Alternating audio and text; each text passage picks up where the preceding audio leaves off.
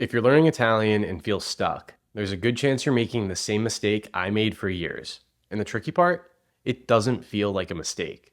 It feels like exactly what you're supposed to be doing. By the end of this video, you'll know what it is and, more importantly, how to fix it. My journey learning Italian looked a lot like most people's. Classes in school, textbooks, apps, expensive programs. And for a while, it felt like it was working. I was on a set study schedule, I knew my lessons inside and out, and I was moving up to more advanced courses. All of the markers of progress were there. But when I actually tried to use Italian in the real world, in Italy with real native speakers, I got steamrolled. I'll never forget a cutting line I heard from someone I tried talking to. If you speak Italian like this, you should just talk in English. It was frustrating, and for a while I couldn't figure out what the problem was. I was fighting off the thought that it was something I just wasn't capable of. Now, years later, I can see exactly what went wrong.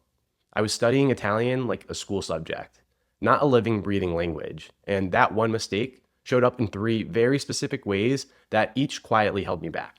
If you want to be fluent in Italian and this is making sense to you, or if you connect with other videos on this channel, hit that subscribe button. There's a lot more coming. Back to the video. Whether you took Italian in high school, bought books, audio tracks, or even invested in a structured language program like Rosetta Stone, you were probably practicing with the same type of content. For years, every piece of Italian audio I practiced with had the same problem. It was slow, scripted, and perfectly enunciated. And I had no idea that was a problem because it came from a course I paid good money for. Here's another way to think about it. If Patrick Mahomes spent all week practicing with a Nerf football, lighter, smaller, totally different feel, and then came out for game day with a regulation leather NFL ball, how do you think that might go? He might start by throwing the lighter ball way too far.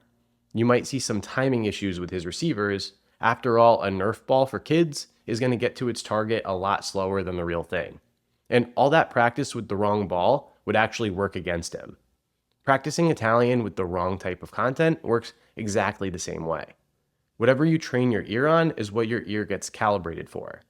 And if that content sounds nothing like real Italian, you're training for the wrong game. I experienced this firsthand with a course I bought early on. I won't name names, but one of the big guys. One of the speakers in their audio lessons was American, not Italian. His Italian was correct, but it had an American accent. And without realizing it, I was spending hours absorbing Italian with a non-native accent. So when I got to Italy and heard native speakers, I was thrown off. My ear had no reference point for it.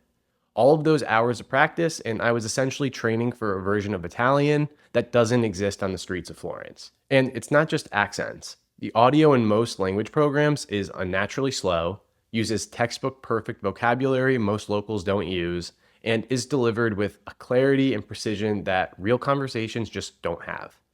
Native speakers blend sounds together, drop syllables, and use slang. If you've never trained your ear on that, it might as well be a different language. That's the gap, and no matter how disciplined and motivated you are, you need to close it if you want to be fluent in Italian. But at least studying Italian like a school subject gives you structure, right?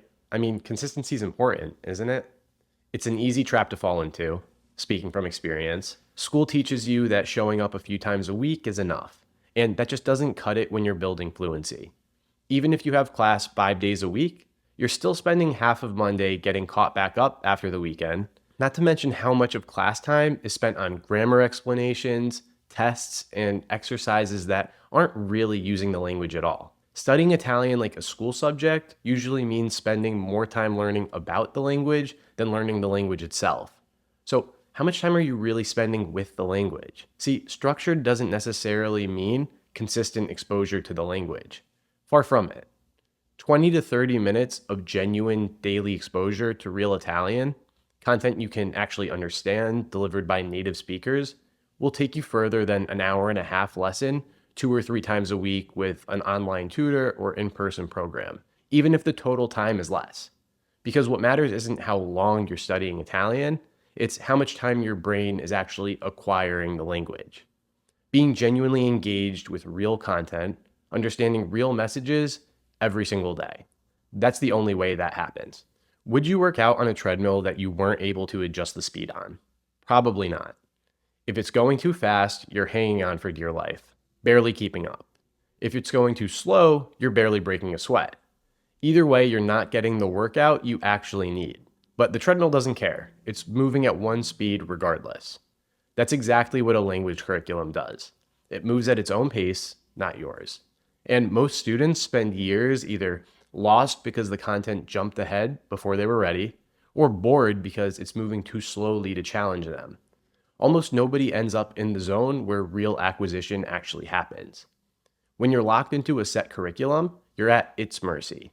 You learn what it wants you to learn when it wants you to learn it, regardless of whether it's relevant to you or useful at that moment.